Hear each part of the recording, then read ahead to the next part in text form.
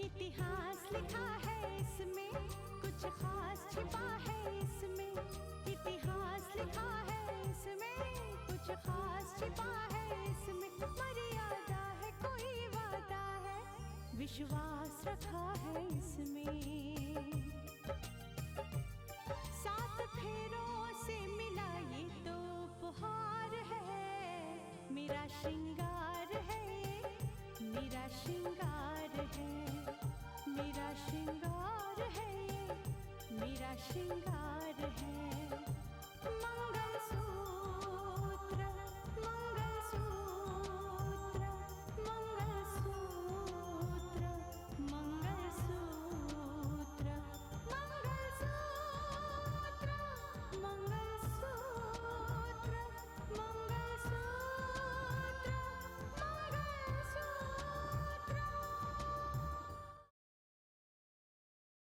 अब मुझे सिर्फ एक ही बात पे पछतावा है कि मैंने तुम्हारे प्यार पे भरोसा किया। अब देखिए ना, माँ जी एक बार फिर से घर छोड़कर चली गई है। ये क्या कर रही हो तुम? सुजाता दी घर छोड़कर चली गई? अगर तुम्हें अर्जुन के बारे में कोई भी बात पता चली तो तुम अपनी जुबान मत खोलना।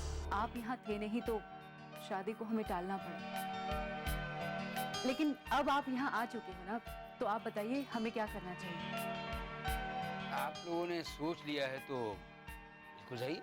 दरअसल बापू भी मुझे यहाँ रखने के लिए इसीलिए मान गए क्योंकि वो जानते थे यहाँ आप सबके बीच में मैं शिक्षा का उच्च महत्व जान पाऊंगी। इस बात का ख्याल रहे कि हम आपके साथ हैं।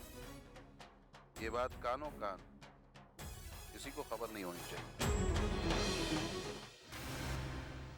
आपको महक की वजह से परेशान होने की कोई जरूरत नहीं। अरे वो आपकी ही बेटी है, कोई पराया नहीं है जो आपके खिलाफ जाएगी। हाँ हाँ, मैं उसे समझा दूंगी, उसे उन सब बातों का बिल्कुल भी पता नहीं लगेगा। हाँ, अब महक तुम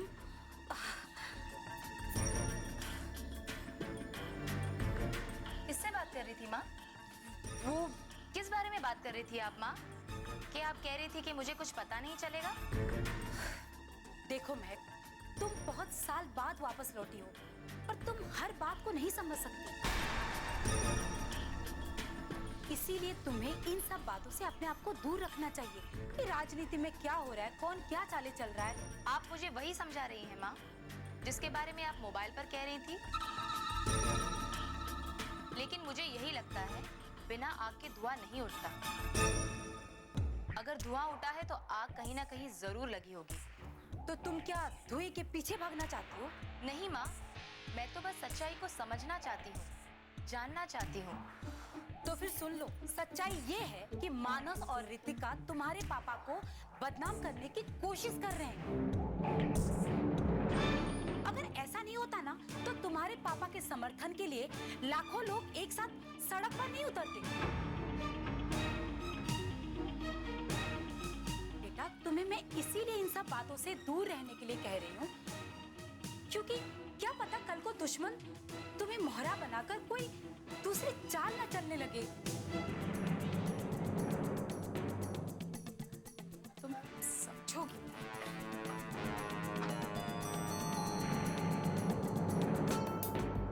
आप चाहे जो भी कहिए माँ, एक बार तो उस रितिका से तो मैं मिलकर रहूंगी।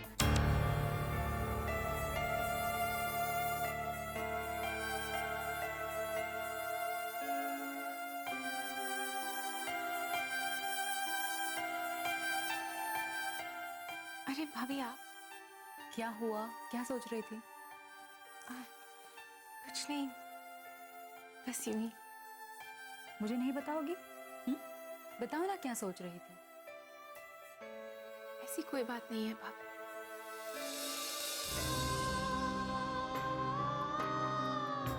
मैं बस पापा के बारे में सोच रही थी। अच्छा हुआ कि पापा वापस आ गए। ये बात तो तुम्हारी सच है। जब से पापा जी आए हैं सबके चेहरे पर खुशी है, सब बहुत खुश हैं। लेकिन साक्षी, जब से पापा जी आए हैं तुम्हारे चेहरे पर एक अजीब सी उदासी। क्या बात है? क्या बात है, मुझे बताओ ना, क्या हो? मैं आपको कैसे समझाऊं भाभी? ऐसी कोई बात नहीं है। खैर, अगर तुम्हें बात नहीं करनी है इस बारे में, ना सर। मैं तुमसे रोहित के बारे में बात करने आई थी। साक्षी, एक बार तो तुम्हारी और रोहित की शादी की बात टल चुकी है। मैं जानती हूँ तुम दोनों एक दूसरे से बहुत प्यार करते हो और तुम दोनों के प्यार को मंजिल तो मिलनी ही चाहिए। कैसा रहे अगर तुम दोनों की शादी की बात फिर से छिड़ी जाए? तुम क्या कहती हो साक्षी इस बारे में? मैं क्या कहूँ भाभी? भैया अभी अभी छूट कर आए हैं, पापा अभी अभी लौट कर आए हैं, माँ घर में है भी नहीं। मैं क्या कह सकती हूँ? साक्षी, अगर माँ जी होती भी तभी इस शादी के लिए राजी नहीं होती। हाँ, नहीं होती वो तैयार। लेकिन एक बात बताइए भाभी, क्या ऐसे माहौल में रिश्ते की बात करना ठीक होगा? वो सब कुछ तुम छोड़ दो। अच्छा देखो, तुम दोनों की शादी मेरी वजह से रद्द हुई थी ना, तो अब तुम्हारी शादी करवाने की जिम्मेदारी मेरी। और फिर भी मैं तुम्हारी भाभी हूं, तो उस हक से तो मेरा फर्ज बनता है कि तुम्हारी शादी में करवाऊं। तो अब तुम्हारी शादी के बाद मैं छेड़ूंगी। मैं तुम दोनों को खुश देखना चाहती हूँ, और वो तब होगा जब तुम दोनों की शादी हो जाएगी।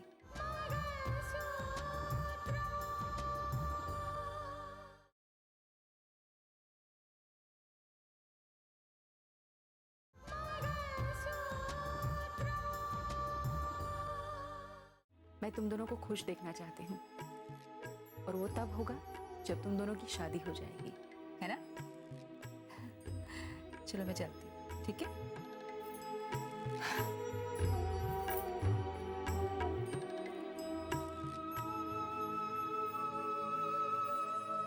अब मैं आपको कैसे बताऊं भाभी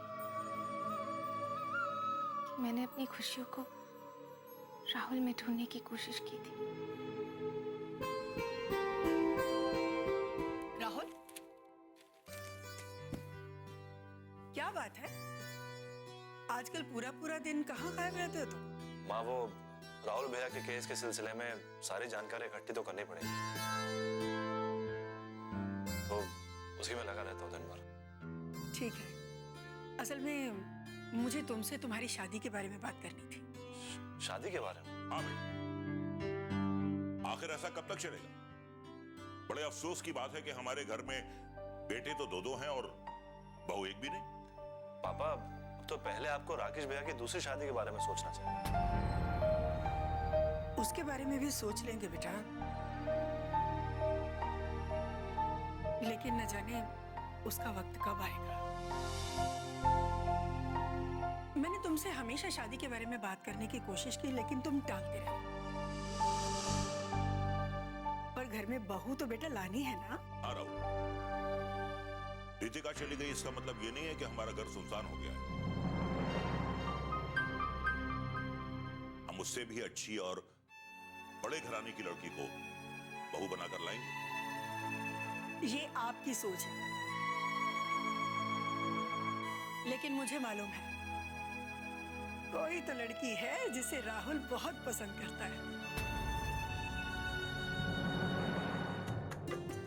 हाँ तो राहुल, कौन है वो लड़की? कब मिलवा रहे हो उससे? पहले तुम मुझसे कहते रहे कि वापस आने के बाद मिलवाऊंगा। अब बताओ कब मिलवाओगे? माँ, वो राहुल, अगर सचमुच कोई ऐसी लड़की है तो उसे यहाँ लाकर हमसे मिलाने में क्या हर्ज है भाई? नहीं पापा, ऐसी कोई लड़की नहीं। क्या? हाँ माँ, मैंने तो आपसे ऐसे ही मजाक किया था बस। अब तक तो मुझे नहीं लगा था कि तुम मजाक कर रहे थे, लेकिन अब जो तुम बात कर रहे हो वो मजाक जरूर लग रही है। अब इसे मजाक मत समझना। अगर आपको बहू लाना है तो उसकी तलाश शुरू कर दीजिए।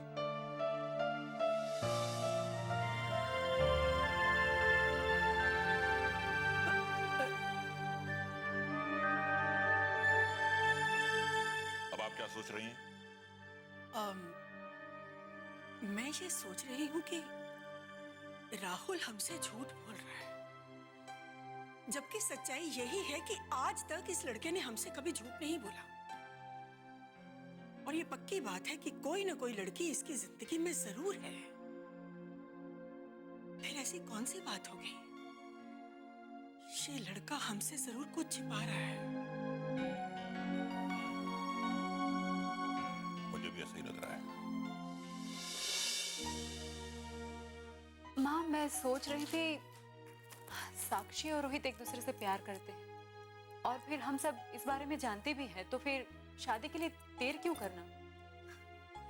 कितनी अजीब बात है रितिका कि तुम इसी घर की बेटी होते हुए इसी घर से रिश्ता मांगने आई हो।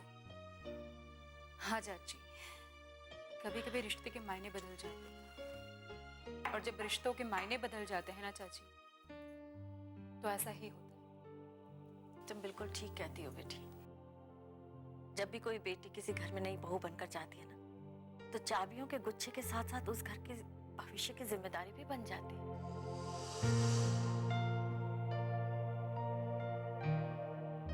आने वाले वक्त में वो माँ बनती है, घर की मालकिन भी बनती है। लेकिन माँ, कभी कभी रिश्तों को भूलकर वक्त से पहले जिम्मेदारियां निभानी पड़ती है। अब देखिए ना, माँ जी होते तो खुद चलकर इस रिश्ते के बारे में बात करते, लेकिन अब वो नहीं है तो मुझे ही इस रिश्ते की जिम्मेदारी निभानी पड़ेगी।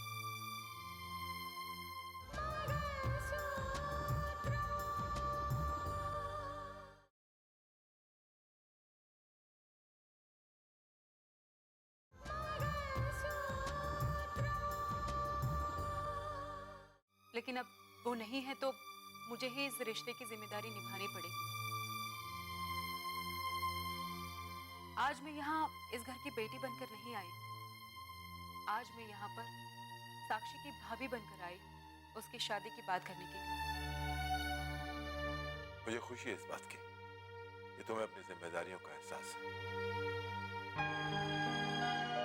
एक्चुअली रघुवीर जी को फोन करके मैंने ये बात छेड़ी थी। वो भी यही चाहते हैं पापा। अब जब सबने अपना मन बना ही लिया है तो फिर देर किस बात की है? जल्द से जल्द निर्णय ले लेना चाहिए हमें। ठीक है, फिर अगर आप लोग कहें तो मैं शादी के लिए मुहूर्त निकलवा दूं।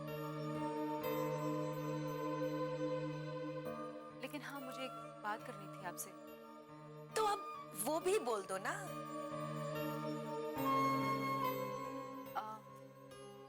पापा, घर में सब लोगों ने सोचा है कि शादी जरूर करेंगे, लेकिन सीधे साधे ढंग से। मतलब कोई धूमधाम नहीं करना चाहते हैं। हम चाहते थे कि मंदिर में शादी करें। ऐसे कैसे हो सकता है रितिका?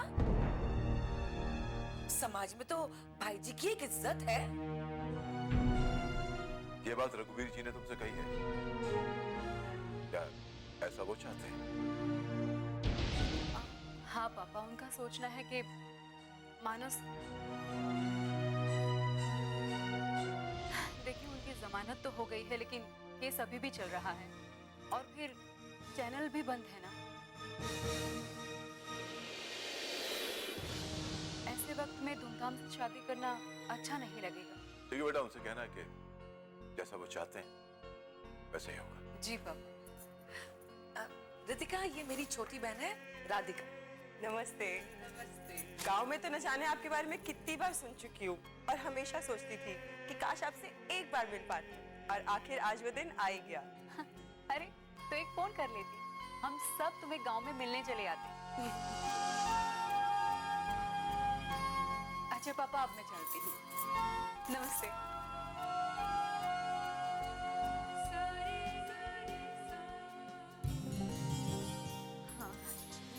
काम है वो फाइल जो मैंने बताई थी रख दी आपने, और इसमें ट्रू कॉपी करवाने के लिए बोला था मैंने आपको। मैडम वो ट्रू कॉपी भी करवा दी और इसके जेरॉक्स भी भिजवा दिया। साइन किया था उसमें मैंने? साइन तो कर दिया था मैडम, एक बार मैं चाहता हूँ आप एक बार दोबारा चेक कर लीजिए।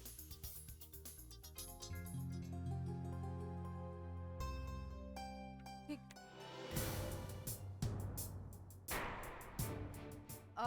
देखिए आप जाइए।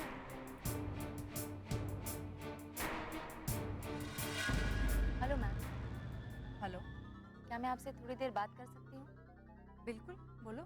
जी, मैं गुलशन शाह की बेटी महक हूँ। बोलो, मुझसे क्या बात करना चाहती हो? जी, दरअसल मुझे आपसे पूछना था कि आपकी मेरे पापा से क्या दुश्मनी है। मैं तो अमेरिका से आई हूँ, लेकिन इस तरह अपने ही देश के लोगों को एक दूसरे के साथ लड़ते हुए देखकर मुझे बहुत दुख हो रहा है। गुलशन शाह की बेटी हो? महक, तुम्हारी बातों से मासूमियत छलक रही है।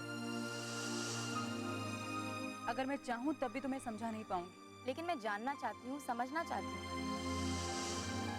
दुश्मनी आप लोगों की है, लेकिन आप लोगों की वजह से सैकड़ों लोगों का खून बह रहा है। क्या आपको इस बात का जरा भी ख्याल नहीं होता? ये सवाल तुम मुझसे पूछ रही हो?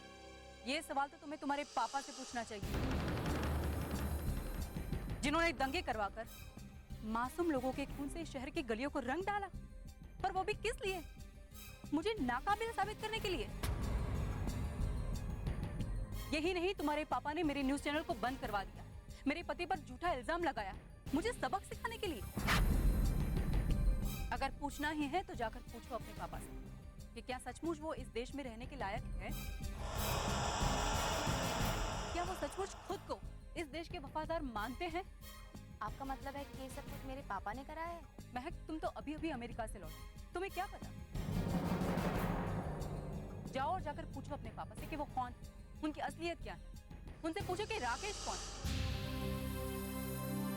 जिसकी असलियत छुपाने के लिए उसे गुनहगार साबित करके उसे फांसी के तख्ते तक पहुंचा दिया उन्होंने। जाओ, जाकर पहले पूछो अपने पापा से। और ऐसे ही लोगों को देखकर कहा जाता है कि देश को खतरा बाहर के लोगों से नहीं है, देश को खतरा है उस देश में रहने वाले लोगों से,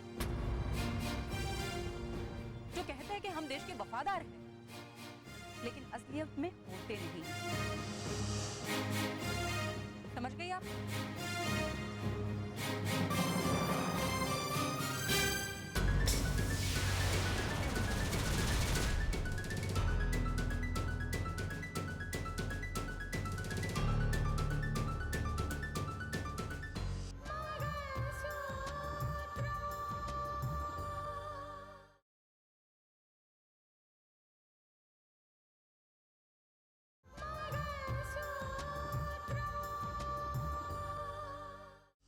गुलशन की असलियत अभी तक सामने नहीं आई कि वो आखिर बचा कैसे। कुंदन, अपना बदला लेने के लिए मैंने सब कुछ कर दिया, लेकिन मेरा बदला पूरा नहीं हुआ, क्योंकि गुलशन आज भी जिंदा है। सुंदर साहब ने तुम्हें बताया तो था, और फिर ये तो सभी जानते हैं कि गुलशन शाह कोई मामूली चीज नहीं है। अरे बहुत पहुंची हुई चीज है वो। उसने अपनी जगह अपने ड्राइवर को भेज दिया था और हमारे हाथों उसका ड्राइवर मारा गया था। अफसोस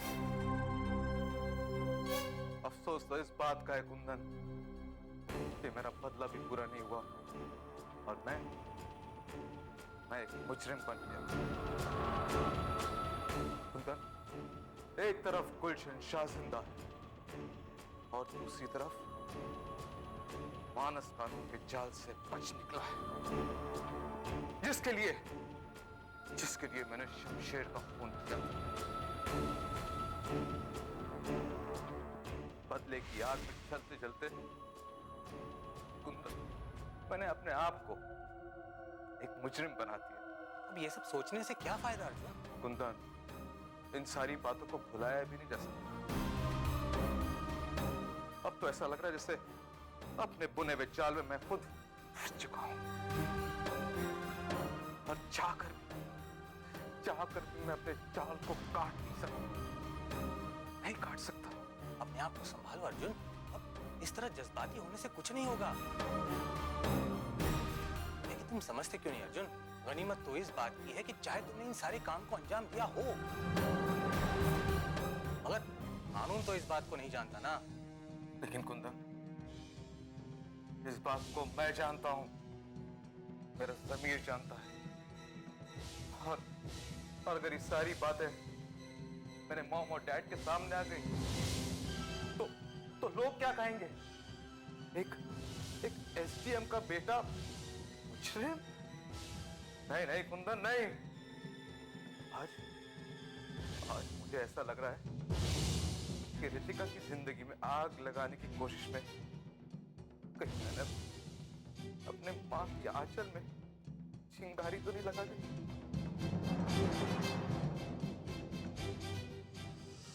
What nonsense नेहा! जब तुम्हें अच्छी तरह पता है कि तुम्हारी बहन न सिर्फ राकेश को जानती है बल्कि उसे अच्छी तरह पहचानती भी है, तो उसे यहाँ बुलाने की क्या जरूरत?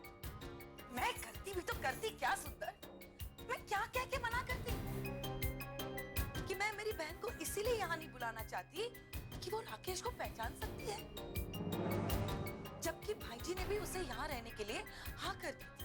अरे हमने वो बुड्ढा बुड्ढी, क्या नाम है उनका, अंजना और श्रीधर, उन्हें गांव इसीलिए तो भेजा था क्योंकि वो लोग असली राकेश का चेहरा पहचानते थे। वो लोग कहीं इस राज का पर्दाफाश न कर दें कि अर्जुन ही असली राकेश है जिसका चेहरा बदला हुआ है, इसीलिए तो उन्हें गांव भेज दिया। और अब यहाँ हमारी बहन टपक पड़ी, कहीं घर वालों के सामने वो बात कहना थी। नहीं सुंदर, ऐसा कभी नहीं होगा, मैं उससे समझाऊंगी। अरे क्या समझाओगी और कब तक समझाओगी? नहीं, और क्या कहकर समझाओगी तुम? सपोज अगर राकेश का चेहरा उसके सामने आ गया तो कहीं ऐसा ना हो कि घर वालों के सामने वो ये राज खोल दे कि राकेश वही है जो श्रीधर और अंजना के साथ शहर से आया था।